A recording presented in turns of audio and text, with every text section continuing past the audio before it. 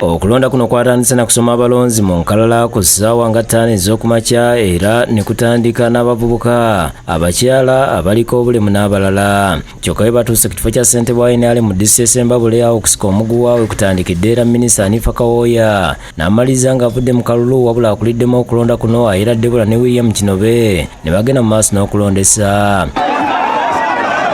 Era ategeeza nga abalonzi abasigadde bwe babadde bamala okulonda okugenda mu maaso nga Minisita Hanifa Kawoya okuvaamu tekimugaana kulondesa kalulu.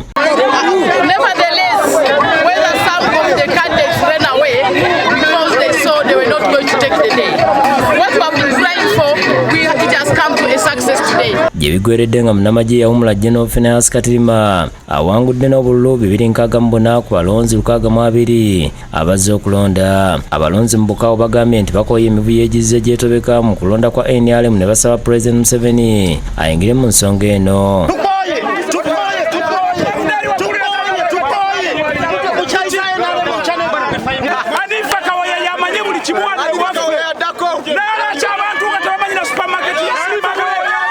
Bwabanga minisita asobola okukolwako ejjooga lifaanana lityo saasira abantu abo wansi. Katirima agambye nti agenda kukakasa nti NRM ebeera y'amaanyi mu disitulikiti y'e Sembabule ne President Museveni n'ayongerako nga bw'agenda okukunga abantu okwagala ekibiina.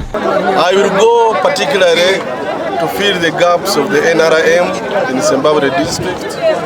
We shall go to resensitize and mobilize the people to support the NRM. Ne retired Brigadier General Emmanuel Rashande ategeeza ni Minisita Kawoya okuva mu kalulu si kirungi naye nga bagenda kutuula balabe engeri ekibiina kyabwe kigenda mu maaso mu kitundu.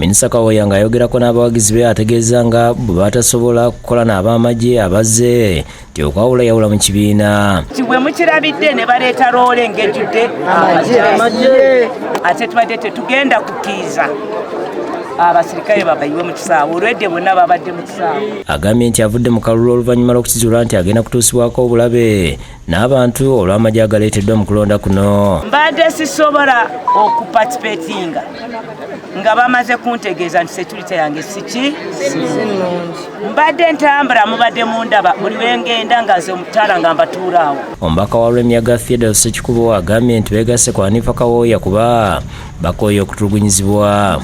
Ekiteeso kireeteddwa mu ddiiro ffe nga Lwemiyaga ng'abantu abanyigirizibwa ng'abantu abawansi twegasse ku alternative Honorable Hanifa Kawoya gy'aleese mu bukulembeze bwa NRM.